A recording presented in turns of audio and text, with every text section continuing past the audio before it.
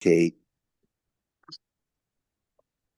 dedicate the shiur to the memory of Phil Brief, who was really a very unusual man, a beautiful, beautiful man, and came on Aliyah with his dear wife, Clara, who was, of course, in Israel right at his side towards the end, and saw Clara today and saw some of the Bayit people who we go back with, Sandy and Kenny Lerner and Phil and Karen Dunn. There was a large contingent from the Bayit that was there. So Phil, this year is in your honor, and also wanted to dedicate it to the hope and prayer. And I know you join me in this tefillah that our soldiers come home safely. There is today a very serious push in southern Gaza. Yeah. And even though I believe, and military experts believe that Israel will prevail, there is no doubt that there will be more losses. There are already over 400 soldiers who have given their lives. And from our own community, I'm sure you all know Els Bentime, who passed away a few months ago. She was over 100 years old. And she was a remarkable woman with 7 children, almost 50 grandchildren. And I believe she had 250 great grandchildren. Oh my goodness. And she had already 50, 60 great grandchildren. And I've been told that from her descendants, the numbers I've heard are either 28 or 48 are serving in the IDF today. But unfortunately, yesterday we received news that a second descendant of Els Bentime, a second great grandchild, was killed.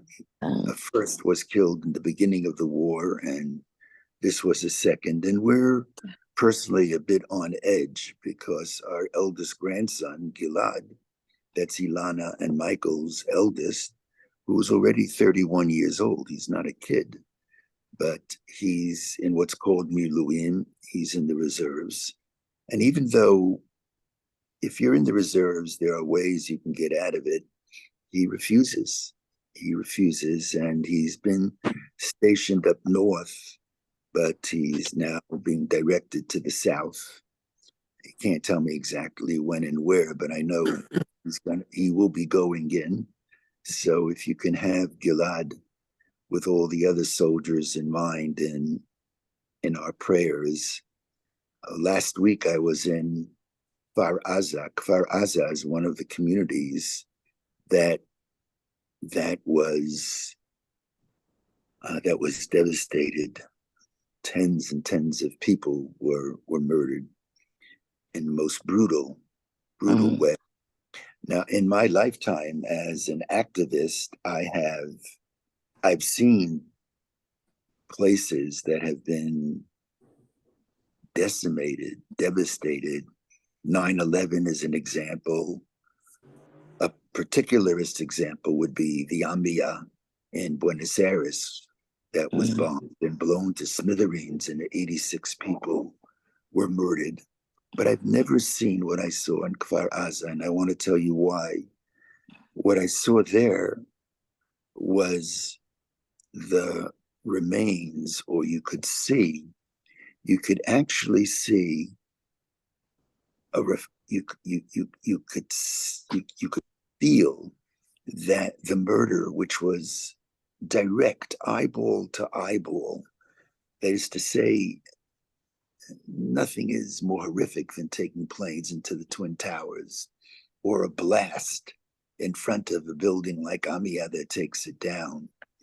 But here we're talking about a hatred which was so deep that they came looking straight into the eyes of victims, and that didn't stop them. And when you went into these homes, these are not apartment buildings. They don't even look like private homes. They look like they look more like tzrifim, like bungalows, and even though this is their homes, and in the front, on the walls, you could see the bullet holes. And I'm not talking about one or two. I'm talking about maybe one day I'll show a few pictures that others took and sent to me. And going inside, the whole place is blown to smithereens, and you can still take in the smoke from the ash because they went in and they started shooting RPGs, rocket propelled grenades, and from 8 weeks ago, it still was smelling of smoke, and they only have one or two bedrooms in each of these places, and you could see the mattresses. They're pulled off the bed, and we're told that the only couple that survived in this row of houses was a couple that hid beneath the bed for 2 days, almost 2 days. So it was very, very piercing. I actually was there with David Pova, who's a dear friend and great supporter of the Bayit. Go back with him and Lisa for many, many, many decades, many years. And we were also there with Mindy. I believe it's Mindy Levine, and her husband is the president of the New York Yankees. I think his name is Randy Levine, and she is a great supporter of Israel. And one of those moments where it's so painful and so serious, and yet there was a moment that, like an eye in the storm, where she gasps because they opened the closet of this bombed out little house, and there was a pink Yankee hat. You could see the Yankees. She was very, very taken by it, and it's that's a dark time. There are dark times here, and going into Sheba Hospital, I was able to get to the floor where you could see what injuries are. These are not simple injuries, and I'll not describe them. But in the same breath, these are remarkable times in Israel, absolutely remarkable. There is a sense of unity, and the politics is not only under control, but by and large, people on all sides have come together, as Bialik wrote, Shechem Echad, we're one shoulder. And I'm so taken by the goodness, everyone trying to do their share. No one can do it all, but everyone trying to do their share. And this past Shabbat, we were in Karmei Gat, which is not far from Ashkelon down south, because Dina, our eldest daughter's eldest, made Aliyah there with her family. And listen to what she does. I mean, what does she do all day now? She has stepped away from her job, and she plants or she picks oranges because many of the foreign workers aren't there. Everyone trying to do their share. It's quite ennobling, quite uplifting. And I actually spoke in Hebrew this past Shabbat with the great help of Rabbi Anat. If you remember Anat, who of course is so fluent in Hebrew, and the imagery of Chanukah came to mind. My language is the language of Torah, of theology, of the light which pushes away the darkness. These are dark times, but very, very uplifting times as well. And what I'd like to do is study a brief section of the Torah, which we actually read last week, and I was so taken by it. It's a radical interpretation of one of the most famous episodes in the Torah that I don't believe I've ever shared with you. It's that episode where Yaakov, where Jacob, after 22 years, knew that he had to confront his brother Esau, with whom he had a terrible falling out, as we know. Under instructions from his mother, in effect, he deceived his father, and he took the blessings that Isaac thought he was giving to Esau, his brother, and gave it to Jacob. And Esau was irate. And Jacob is told by his mother, your only chance of survival is to escape. And so he goes to his mother's family, and it's there that he spends, in that home, he spends 22 years, and then it's time to go home. And so there is a description in last week's portion of Jacob after 22 years preparing to meet Esau. Now, I want to say something about Jacob and Esau. There is the Jacob and Esau in the Bible, and in the Torah, they are two individual personalities. So Jacob is the third patriarch, and Esau is his brother. So they are people. But in rabbinic literature, they represent much more. Jacob, of course, has come to represent the Jewish people. The Jewish people. The third patriarch, the final patriarch is we are Bnei Yaakov, we are the children of Jacob, who will also be called Yisrael. We are Bnei Yisrael, the children of Israel. The name Israel is really the very name that Jacob carries as well. Jacob was his first name, and Israel was as an added name, as we will study in a few moments. And Esau is not just Esau. Esau in Midrashic literature, and Midrashic literature is written post the destruction of the Second Temple over 1,000-year period, different Midrashim. Esau in the Midrash is the symbol of Rome. And Rome, of course, Rome destroyed the second Beit HaMikdash. Rome is the enemy.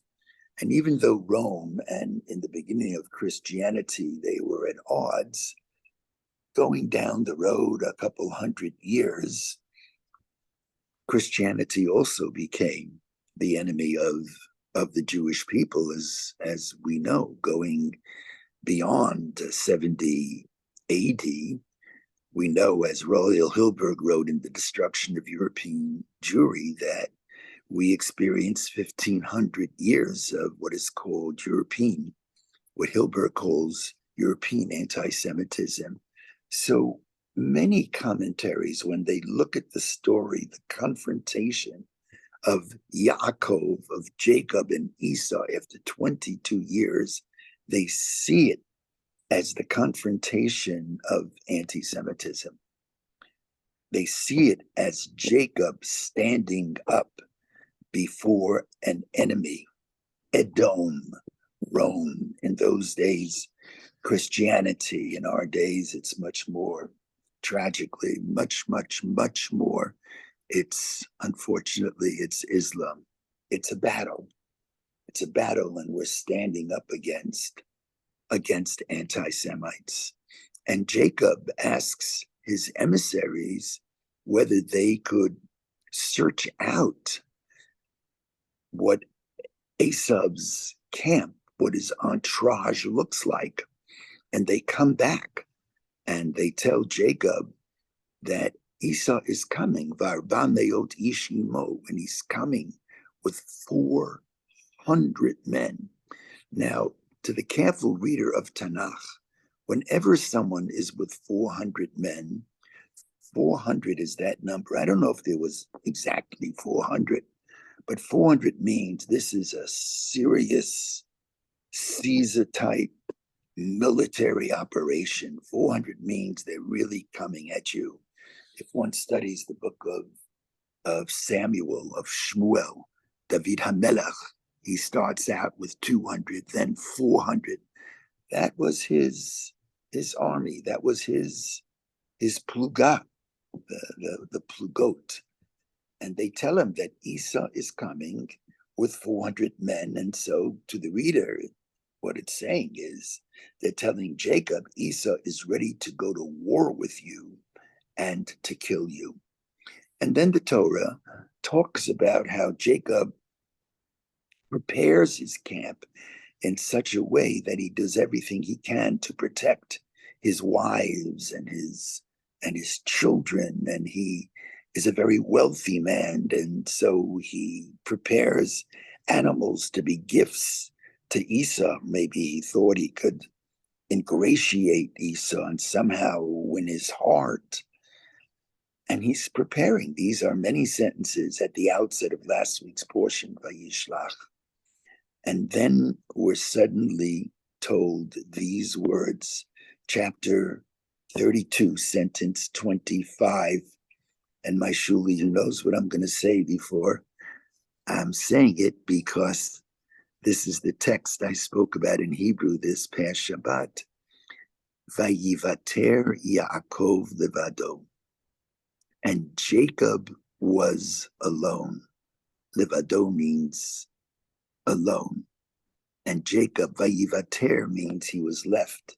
Jacob was left alone, if I can face everyone. And so Rashbam, who is the grandson of Rashi, he's wondering, Vayivater Yaakov levado? We've just completed so many sentences where he's with his family.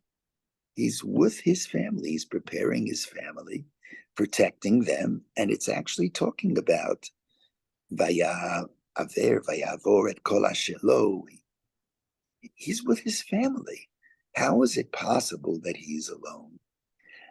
And there are many commentators who ask that question, but the Rashbam, who was the grandson of Rashi, and certainly he was living during the Crusades. The first Crusade started at the end of the 11th century. I believe it was 1096, if Ellen were alive. I'm sure from the heavens she's correcting me. But it was the end of the 11th century, Ellen. So he's speaking as one who was feeling the wrath of crusaders.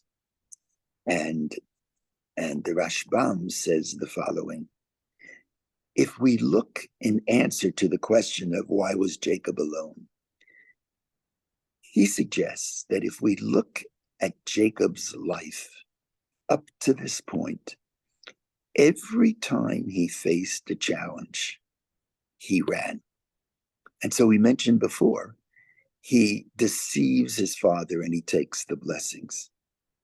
And his mother says, and his mother feels, and mother knows best, not just father knows best. Mother says to Jacob, knowing that Jacob didn't have the backbone to stand up to Esau. Esau was upset. He couldn't do that. So Rebekah says to Jacob, Jacob, leave the house, run away, go to my brother's home, to Laban's home, which would be northeast in what is now Iran. We're still having problems from up there, of course. So when he takes the blessings, instead of standing up to Esau and presenting his position, hu boreach, he flees, he runs. And in his father-in-law's home, he works for 7 years. He wants to marry Rachel. And we all know the story. There's a switch that takes place. And he gets up the next morning, and instead of it being Rachel, it's another woman. It's Leah. And one wonders if we were in that predicament, where we think it's person A, and we wake up and suddenly it's person B, that should get somebody pretty upset. Jacob, that's okay. I'll work another 7 years for Rachel. In a certain sense, he really does not confront his father-in-law who pulled the switch. That was Jacob's MO. That's the way he operated. When you're faced with a challenge, run away. Or we're told that he made all kinds of agreements with his father-in-law on how he would work with animal husbandry and developing the flocks. And every time they made an agreement, Jacob changes the agreement upon him. The language of the Torah is Elifet Maskuti, Aseret Monim. Lavan is deceiving him and fooling him. And every time he doesn't really raise a voice of protest. He doesn't stand his ground. And finally, he says to his wives, we have to leave. I can't handle it anymore. But instead of, like a man, he was not a kid by then, instead of standing up and presenting his position, hu boreach, as we say here, b'yishon halayla, in the dark of the night, he escapes. He leaves the house of Lavan with his family and all of his possessions in the darkness of the night. So what is Jacob's modus operandi? His MO is when he's faced with a challenge, he's running away. Says the Rashbam that at this last moment, when Jacob finally had no choice but prepare himself to confront Esau, and there are many sentences, as I've mentioned before, about that preparation. The Torah then says, Vayivater Yaakov levado, he was alone because he boreach. At the last moment, Jacob was running again. As I share this with you, I have the chills. It's a radical idea. He was running almost like a coward. He left his family out there, according to this interpretation. His family would be there. Esau would come to the family. And Jacob, he's running. He's running again. He's on his heels, and he's running. Vayivater Yaakov levado. And then, dear Chevra, we all know that when he is by himself, Vayeyavek ish imo, there is this wrestling match, and no one quite knows who is this Ish. Who was it? Was it a real person? Was it an angel? Who is this mysterious being? Was it his inner conscience? Vayeyavek ishimo. Whoever it was, they're wrestling. Vayeyavek is from the word avak. Avak means the dust, because when you're wrestling in the open fields, you fall to the ground and the dust is raised, so say the commentaries, and they're wrestling. And as they're wrestling, Jacob seems to have the upper hand. And at that point, what does the opponent do? Vayiga b'chaf yirecho. And he touched the socket of the hip of Jacob. He wounded him in the thigh, not really the thigh, and basically the hip. He took out his hip, and at that point, Jacob was seriously wounded. By the way, just tangentially, how I remember going back almost 50 years. Do you remember Malot, when the terrorists, they took over a school building where students who were traveling and they were touring the country, they were staying at night. And in the end, Rabin tried to save them. And I think there were 17 or 27 teenagers who were murdered. It's not beyond the terrorists. If they can't fight us man to man, woman to woman, if they can't do that fighting, what they do is they kill children. We know what happened 2 months ago when they took little children and they were beheading children and decapitating them. How could you do that? Taking a 3-year-old child and an 8-month-old child, and the Bibas family, we don't even know what happened to these children.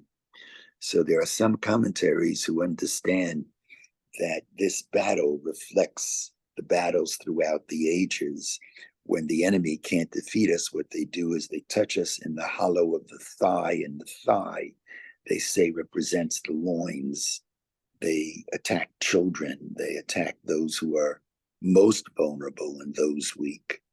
And in the end, through this moment of mysterious wrestling, one of the most famous encounters in the Torah, chapter 32 of Breshit, of Genesis, Jacob couldn't walk. He could hardly walk. He needed a knee operation, Ruth. He needed a hip operation.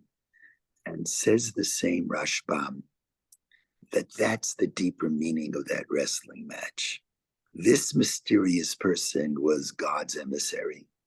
And this was God's message to Jacob. Stop running. No more running. Amod zakuf. Stand strong. Speak truth to power. Stop acting afraid. No more running.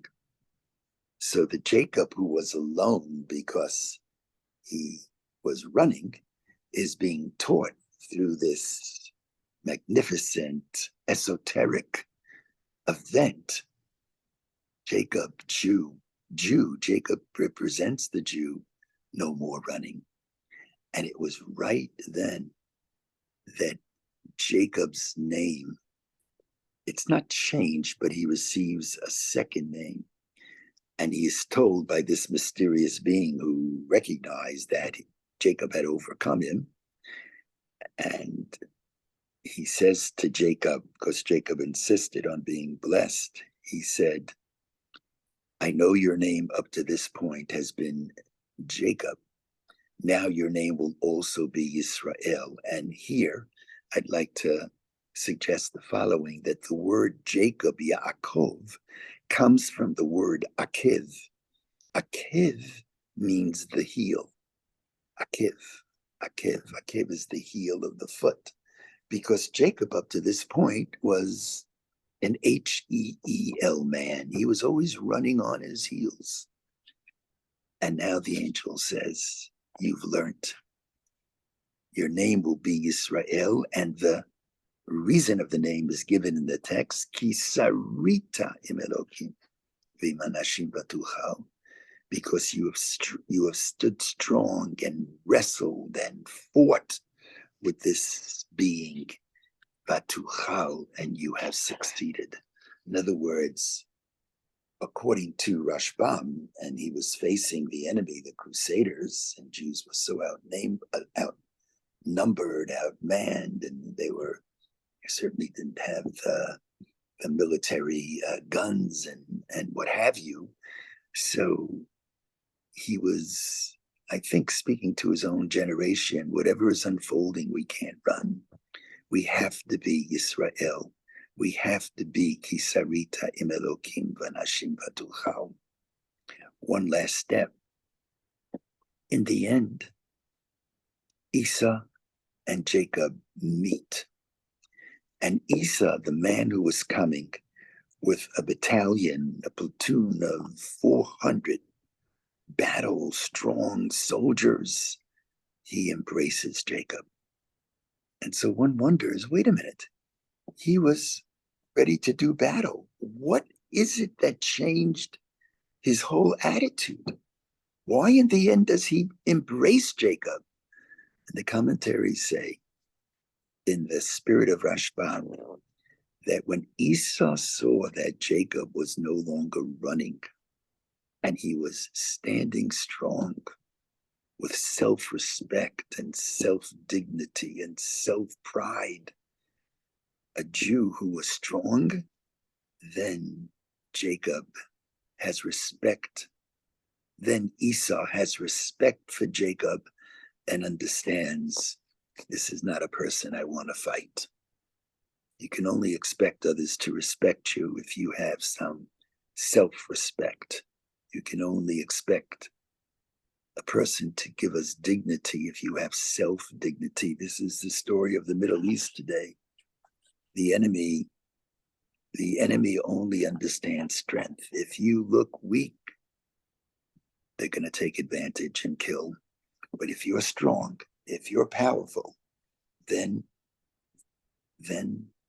they understand what strength is all about and realize that they have no option but to somehow understand that Israel is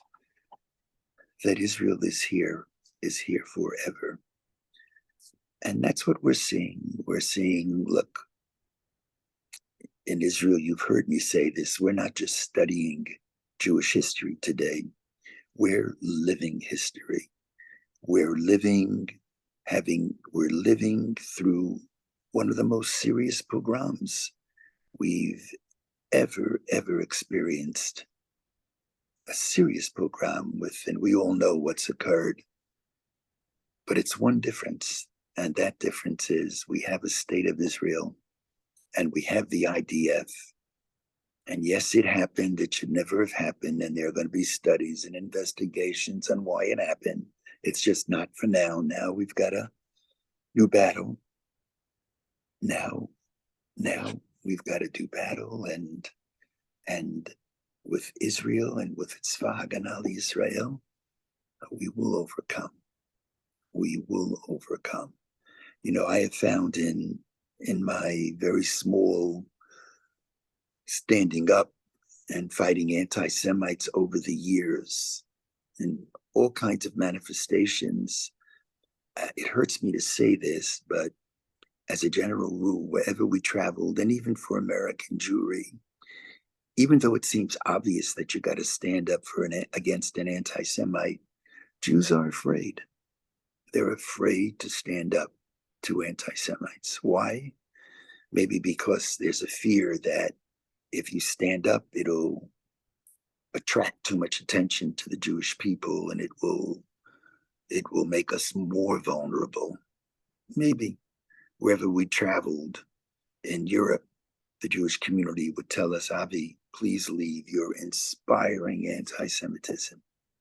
And I would respond and say, the people who are fighting don't inspire anti-Semitism. It's anti-Semites who inspire anti-Semitism.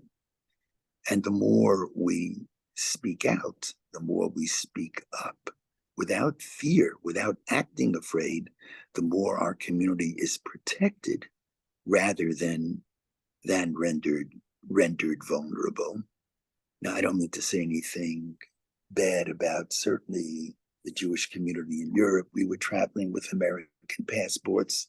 We felt protected. We came in, we came out, and those who were there, as they said to us so often, we have to remain.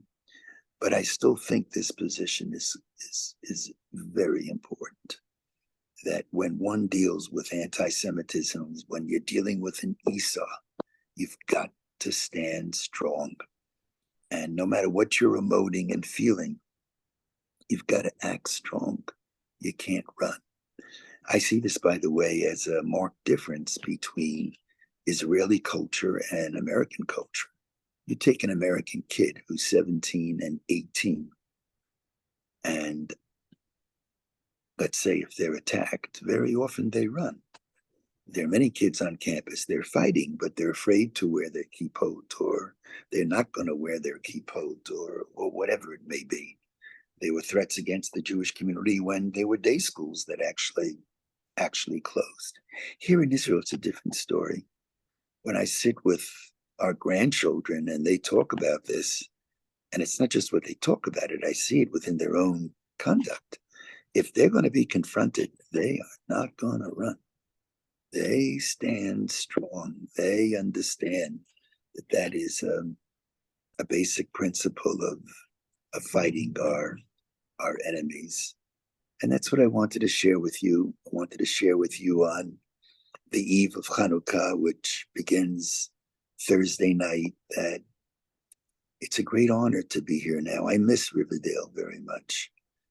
What I enjoy most about connecting with you is connecting with you, just hearing how each of you are doing, and you're all very, very important to me. These are relationships that go back and will last for a long time. I do miss Riverdale deeply, but these past 2 months for me have been, if I may, something personal, two of the most important months in my life. Just to be here. Being in Israel is being part of the dream, is being here not only in the good times, but in the more difficult times, but with the belief that Israel will prevail.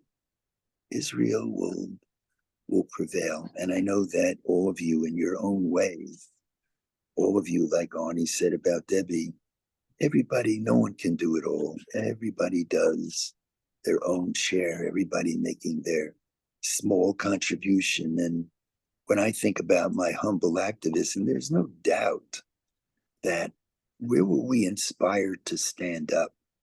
Where did it come from? It came from Israel. It came from the IDF. There's no doubt about it that that's where it came from. So I offer the tefillah, I offer the prayer that these coming days be days of light. Light pushes away the darkness, as they say in Hasidic literature. Light pushes away the darkness, and that above all our soldiers, who I believe are defending. They're not just, the IDF is not just defending the state of Israel. They're defending Jews around the world. The enemy that day, if they could, they would have murdered every Jew. Every Jew. They would have murdered me. They would have, frankly, murdered you. They don't discriminate. And I also believe that the IDF is giving life to defend America. Israel has always said, we don't want any American boots on the ground. Well, something, if I have the strength, I would write about. Well, there are Israeli boots on the ground for America, defending America. ISIS and Hamas, I think it's correct. Hamas is ISIS. And Israel is the front line against the spread of terror. That's why I'm not understanding. America should be so in favor of Israel taking out Hamas. This is not only Israel's war. This is America's war, and you can't run from it. If you run from it, you hand the other side victory. Only if you stand strong and light the light, the darkness be pushed away. So with that, I'm going to stop. And if there's anyone who has a thought, wishes to contribute, by all means.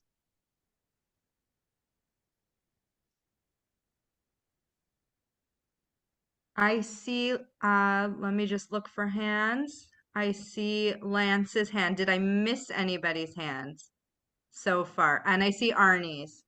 So let's have, I see Lance, Arnie, and Ellen. Let's go in that order. Okay. I would like to quote Genesis chapter 32, verse 31. So Jacob named the place Peniel, for I have seen God face to face, and my life was saved. Now, the key here is, of course, God, but the key here is plot. The essence of Genesis is not character, but plot. And with all due respect, Genesis is not written for rabbis or Jewish professors. Genesis is written for all of us. And if you think about Dothan and the Ish, who shows up for Joseph, I think you will find that the Ish represents God's complete control of the world. Now, that can be a horrifying concept.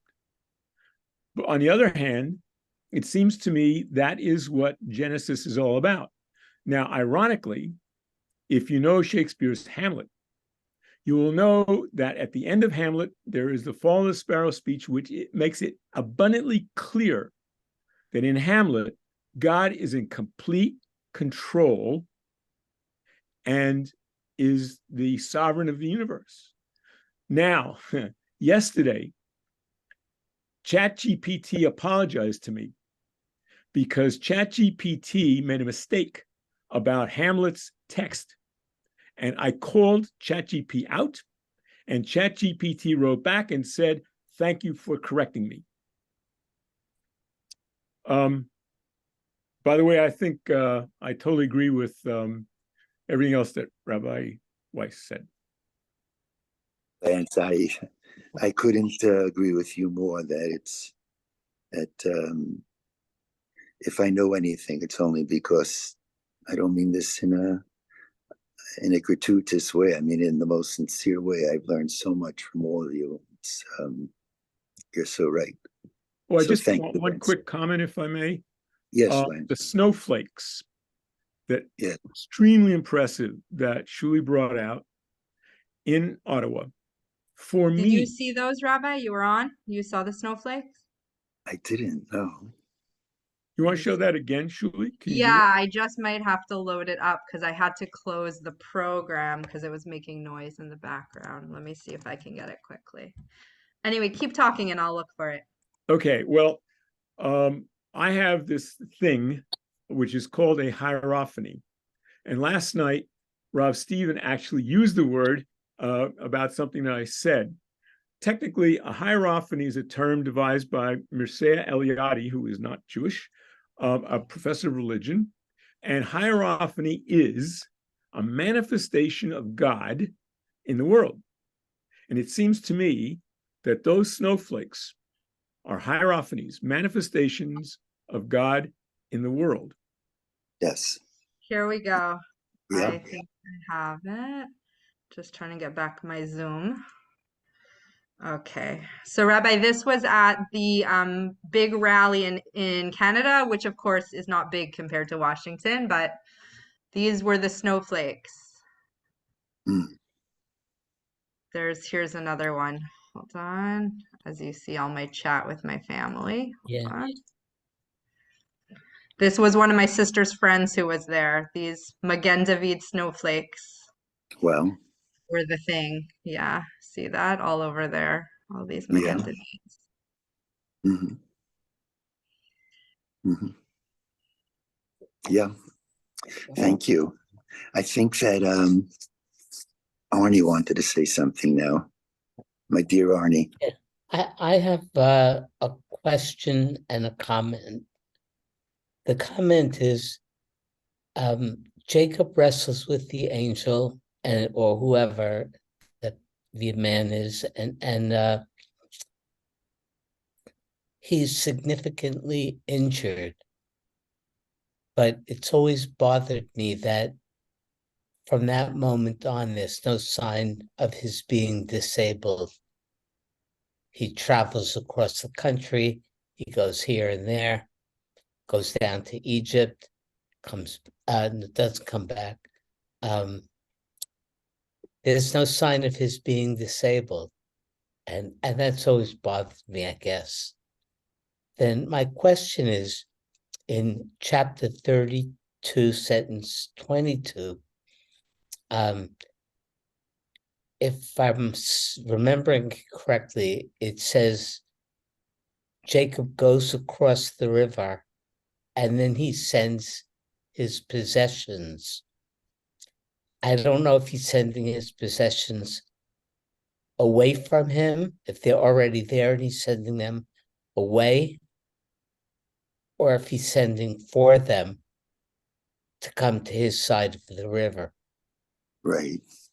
But in any event, I'm It wondering. sounds like it, Arnie. It sounds like there was a river, and he was crossing the ford of the. He was crossing the river with them, and then he goes back.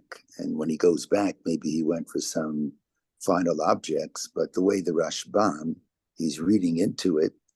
What he's saying is he went back, and at that moment, he had a change of mind. He was not going to return unless he learned that lesson, no more running. I'm just wondering why in the narrative they put in this business about his possessions. I'm imagining Jacob in this amazing moment of his life playing with Tupperware all of a sudden. Yeah. What does he do? Yeah. What is the purpose of the possessions in the narrative? Right. I don't claim to have the answer, but the traditional answer is he was playing with his Tupperware because that was Tupperware that he was going to prevent. He was going to, if as a first line of defense, if necessary, give to Esau, and he actually does give. He gives him a lot, and he asks for forgiveness. He does ask for forgiveness. He says, shouldn't have taken those blessings. And that's for another hour of study, because the blessings in the end that he received through chicanery were not the covenantal blessings. Those are not the blessings that Isaac had intended to give to Esau. I do want to say something about the limping, and that is, I think if we read through the text, and it's the question is a beautiful question. I think it was much harder for Jacob to travel, Arnie. It wasn't easy for him. And first, this week's portion, Vayeshev Yaakov, and he settles. And whenever you read a verb like that, you can read it on many, many levels. Vayeshev, Rachel dies after this incident. I mean, with all of the commentaries, he could have taken Rachel, his favorite wife, to Hebron to bury her there in the cave of Machpelah. And he doesn't. And I would argue he doesn't. Simple interpretation. There are other interpretations, but this, I think, is what it's about. He didn't have the strength. He was at that point, he was seriously injured. And in this week's portion, Vayeshev, he dwells. And even when he's in the end notified, he never takes the trek looking for you would think if he was so strong, he should be running around looking for Joseph when Joseph is gone. And when he's finally told that Joseph is alive, he hesitates going to Egypt. Now, you can give all kinds of reasons for it, but I could also say it was hard for him to move around. Sometimes in life we can have an injury and we can't solve the problem, but we can learn to cope with it, to manage it. And there is a difference between, I think, coping with a challenge and overcoming a challenge. Sometimes we can't overcome. The most extreme example, the psalmist says, Ki avivi mi azavuni, my mother and my father left me. Vashem yasveini. I'm now at the point in my life where my father is gone. My mother has been gone, as you know, Arnie. I can't bring them back. I can't solve that problem. There are certain things I can't solve, but I could manage it. I can deal with it in however I can. I'm just wondering whether people, God forbid, have cancer. I know of somebody, a beautiful soul, and the cancer can't, according to the doctors, the problem can't be solved. There's no cure, but they're managing it, and they're managing it very well, and have been managing it for 10 years, and it's going to be another 10 years and another 10 years. And sometimes if you manage it long enough, you may get to the point that we're going to have the wherewithal and the knowledge that we'll be able to solve it. But it would be an interesting study, Arnie, to look at Jacob's life before this injury and after, to see within the sentences, between the sentences, whether there was a difference. Something I had to learn. I've when I was 42, I had a heart attack. I had another heart attack 10 years later. And I have to understand there are things that I at one time can do, I can't do. Even when we age, anyone who thinks that I can pick up objects from the floor as quickly as I used to, you manage it. You learn to manage it. I have a very good friend, Bobby Steinberg. Even 10 years ago, we were in Israel, and I'm walking down a flight of steps. He looks at me and he says, Avi, I think when you walk down a flight of steps, you should hold on to the railing. Every time I walk down a flight of steps, I always tell Bob, I think of him. I call it the Bob Steinberg railing. And, what is that? I mean, there was a time I used to take those steps so fast. I used to go to yeshiva by train, by subway. I didn't go down one step at a time. I did 2 steps and 3 steps. Sometimes I would jump from a lower platform. Now I gotta, that's okay. That's okay. There are other things we do better than we used to do. And kach minago shel olam. This is the way of the world, my dear Arnie. And you're doing great, Arnie. You know, I don't know why, because you're such a pure soul, and it's already years you have this challenge, and with Debbie, you've done beautiful. You're really your profile and courage for many years to come, Arnie. So we'll take one more comment, and then it's getting late here. Ellen's hand. Ellen was waiting. Ellen, you're on mute. Sorry, I muted everyone during the class. That's why you were surprised. Sorry. I can't quote biblical scholars, so I'd rather talk about Golda Meir and what Estelle has been saying, and I think what Ilana even wrote for is what I feel, and it's what Golda Meir said. Maybe one of these days we can forgive the Arabs for killing our children. But what we can't forgive is them forcing us to kill theirs. And I know what Estelle means. I've never thought of myself as an evil person, or as a person who hates other people, or who can't see some basic humanity in most people. And yet I hate what Hamas has done to me, because I now hate, and I can't look at that without feeling that it's changed who I am. And I don't think I can forgive that. I can't forgive the fact that somebody has made me into something that I never was this late in my life.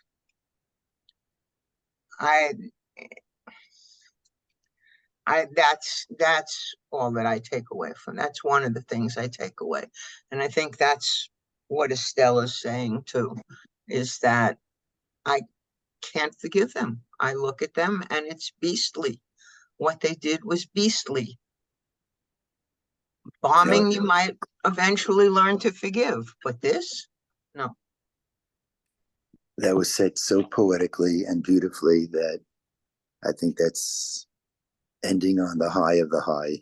So it's said very, very well. I know, and I think you should write that up if you can, just in the language that you use now, and it should be published. I think you said something that that touches. It's very real. On that note, I just want to wish everybody have a beautiful